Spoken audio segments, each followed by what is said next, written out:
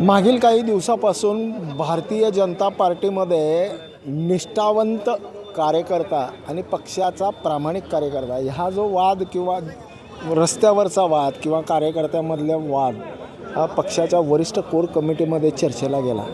असेच काही निष्ठावंत चेहरे आपल्यासोबत आहेत की ज्यांनी वयाची 30 नाही 40 वर्ष पक्षासाठी दिली, पक्षाला वाढवण्यासाठी दिली. आज अशी परिस्थिती आहे की पक्षाला खूप मोठा पक्ष झाला असं म्हणतात. पक्ष मोठा झाला आहे की पक्षाला सूज आली? पक्ष मोठा झालेला आहे. आत्ता जे नवीन लोकांना घेऊ लागलं हे चुकीचं आहे. का बरं चुकीचं आहे? सांगतो ना का चुकीचं आहे सांगू का. जुने कार्यकर्ते आहेत, आम्ही जुने एकदम झालो, ठीक आहे आमचा बाजूला सरकवा, नवीन लोकांना द्या ना चान्स. अहो तुम्ही आमच्या ऐकण्याच्या पलीकडचं आहे, तुम्हाला कशाला द्यायचं? कोण म्हणलं ऐकण्याच्या पलीकडे असं दाखवून देऊ दे, हात बोट दाखवून देऊ दे मला. तुम्हाला कसं सांगायचं आम्ही की तुम्ही इथून उठा आणि तिथे बसा? हे आमदार लोक माझ्यासमोर आलेले लोक आहेत. म्हणजे जसं की हां कोण? देशमुख बी माझ्यासमोर आलेलं आहे, सुभाष देशमुखसुद्धा माझ्यासमोर आलेलं आहे आणि आता आलेलं कोटेसुद्धा माझ्यासमोर आलेलं आहे. का तुम्हाला सर्व आम्हाला समजत नाही का? म्हणजे हे जाणीवपूर्वक चालले सगळं? मग शक्यता जाणीवपूर्वकच आहे, दुसरं काय कारण आहे?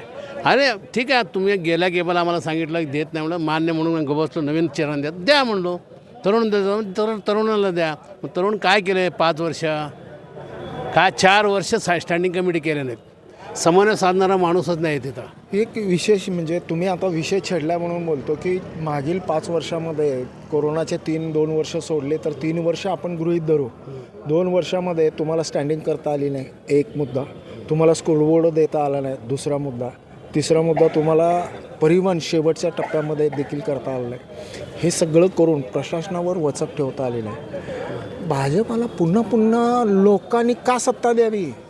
सत्ता का द्यावी ते पब्लिकला माहिती आहे, कशासाठी सत्ता द्यायला पाहिजे काय नाही आहे. केंद्रात सत्ता आपलीच आहे, महाराष्ट्रात सत्ता आपली आहे, इथं सोलापुरात सत्ता द्यायला पाहिजे. विकासासाठी द्यायला पाहिजे. विकासाचा निधी चांगला मिळतो, विकास भरपूर झालेला आहे. झालं नाही असं समजू नका. पोकळ विकास झाला आहे का भक्कम विकास झाला? भक्कम विकासच झालेला. दुहेरी पाईपलाईनचं किती वर्षापासून चर्चा आहे, ते झालं का नाही आता? खरं आहे, या मताशी मी सहमत आहे. मी महत्वाचा आहे ना, पाण्याचा प्रश्न फार महत्त्वाचा आहे सोलापुरासाठी. काका मी म्हणूनच म्हणतोय भक्कम विकास झाला का पोकळ भक्कम म्हटला तर मी खोडून काढण्याची ताकद ठेवतोय. पोकळ म्हटला ते पण सांगण्याचे. फक्त मला विचारायचं असं आहे की पक्षाने तुम्हालाच का उमेदवारी द्यावी? सभागृह मी कुठं म्हणलो मलाच उमेदवारी द्या म्हणून? कधी म्हणलं? गेल्या 5 वर्षाखाली सुद्धा म्हणलो नाही आणि आत्ताही म्हणे नाही. मग तरी पण उमेदवारी अर्ज भरला का भरलो? मग तुम्ही गेल्या 5 वर्षात काय केला? तुम्ही समन्वय साधलात का कोणाशी? जुने कोण होते? हातावर मोजण्या इतके सुद्धा नगरसेवक होते. तुम्हाला इतका विश्वास आहे की तुमच्या प्रामाणिकतेच्या दिलेल्या योगदानाची दखल तो नेता घेईल असं वाटतं? हे बघा, घेईल का न घेईल मी बोलू शकत नाही. मग त्याच्या मनात असायला पाहिजे, ह्यानं दखल द्यायचं का नाही द्यायचं त्यांच्या मनात असायला पाहिजे. मी आत्ता सांगू लागलो मुद्दाम का सर्व इतर कार्यकर्त्यांना सुद्धा समजायला पाहिजे. त्यांनी सुद्धा किती वर्षापासून काम करता, त्यांच्या मारवाडी समाजामध्ये देऊ लागले का? दिलंच नाही आहे. ते बजारला दिल्यानंतर आत्तापर्यंत 1985ला दिलं बजारला, त्याच्यानंतर कोणालाही दिलं नाही. का देत नाहीत बाबा? मतं तर तुम्हाला पाहिजे भाजपला, आणि यांना का देत नाहीत? द्यायला पाहिजे, माझा तर असं म्हणणं आहे. प्रेक्षकांसाठी सांगतो की शहर मध्य विधानसभा मतदारसंघ हा शिवसेनेकडे होता आणि तो भाजपाकडे आणण्यासाठी जो युक्तिवाद पक्षाच्या वरिष्ठ नेत्यांपाशी केला तेच ते पांडुरंग दिड्डे शासनाकडे हक्काने वागतो. तुम्ही विधानसभेला तिकीट दिलं नाही. गेल्या 10 वर्षापासून विधानसभा मध्याचं संपूर्ण यंत्रणा मी लावलेलं आहे. त्यावेळी मोहिनी पत्की असताना हे निवडणूक प्रमुख मीच होतो.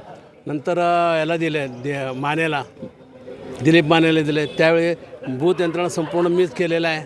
आणि परवा कोट्याला दिलं त्यावेळी मीच यंत्रणा लावलेलं आहे. मीच निवडणूक प्रमुख होतो. यंत्रणासुद्धा मीच लावलेलं आहे. असताना सुमार फक्त कामासाठी आम्ही पाहिजे, पदं देण्यासाठी नाही. अध्यक्षपद पण नाकारलं नाही मी. ते दिलं नाही. त्यांनी दिलं नाहीत. तुम्हाला नाव झालेलं असताना सुद्धा दिले नाहीत. बदल त्यांनीच केलेत. बाहेरच्या लोक आल्यामुळं पक्षामध्ये खूपच असे वाद निर्माण झाले किंवा वाद निर्माण होत आहेत असं वाटतं. 100% वाद निर्माण होणार आहे. आता काय आहेत, निवडणूक आहे म्हणून शांत आहेत सर्वजण. निवडणूक झाल्यानंतर पुढं काय करते हे सांगता येणार नाही. बरं, आणखी जुने कार्यकर्त्यांना बाजूला सरकून नवीन काय पण करू शकतो. पक्षसुद्धा बदलू शकेल हो भविष्यात. इतकं मोठं धाडस होणार. आता धाडस म्हणजे का, आता मानेंचं काय, किती पक्ष बदलला त्याने, भविष्यात बदलेल नाही असं नाही म्हणतो. कसं सत्ता कोणाकडे असेल त्यांच्याकडे जाईल ते मानेसुद्धा. असे किती जण आहेत आता पक्षात? भरपूर लोक आहेत. बरं, नव्याने आलेल्या लोकांमध्ये काळीज आहे की दगड? ते मी का बोलणार आहे, काळीच दगड मी कसं बोलणार आहे.